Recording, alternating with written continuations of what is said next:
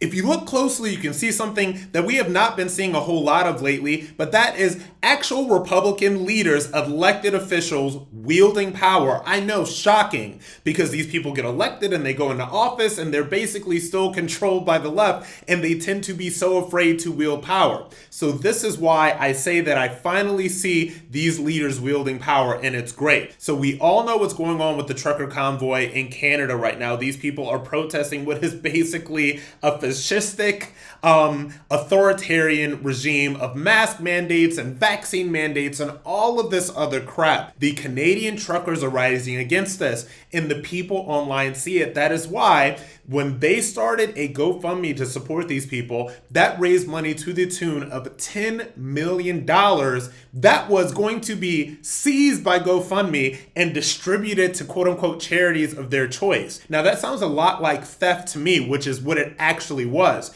And thank God, Governor Ron DeSantis said that they were going to investigate, that he was going to lead an investigation into deceptive practices of GoFundMe. Senator Ted Cruz followed suit, and I believe that there was a local elected official, Republican in West Virginia, that said he was going to have state attorney generals investigate this. And so, surprise, surprise, lo and behold, as soon as Republicans with actual power decided that they were going to start wielding said power and to investigate a corporation and a company for doing something that is very likely illegal, all of a sudden, GoFundMe pushed back on that. They said, well, no, we're just gonna refund all the donors, etc. GoFundMe did not make this move out of the kindness of its heart. It made this move because it knew that these Republican elected officials meant business. And that is what we're going to need more of. The thing about it is this. I do not care what side of the political aisle these corporations stand on,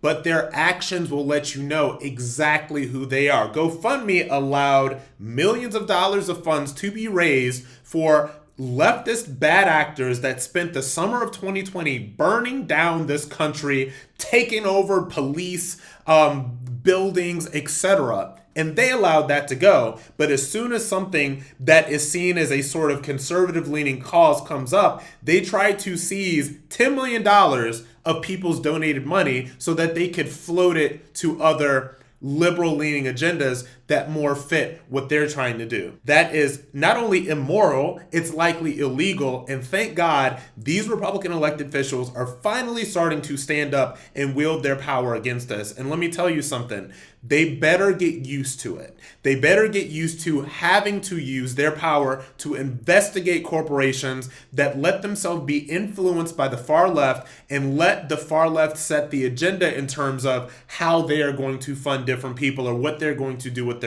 their organizations. I think that it's a good move. Thank you, Senator Ted Cruz. Thank you, Governor Ron DeSantis, for actually wielding power and letting the people know that this is what you can do when you actually hold government office instead of running around begging for funds all the time.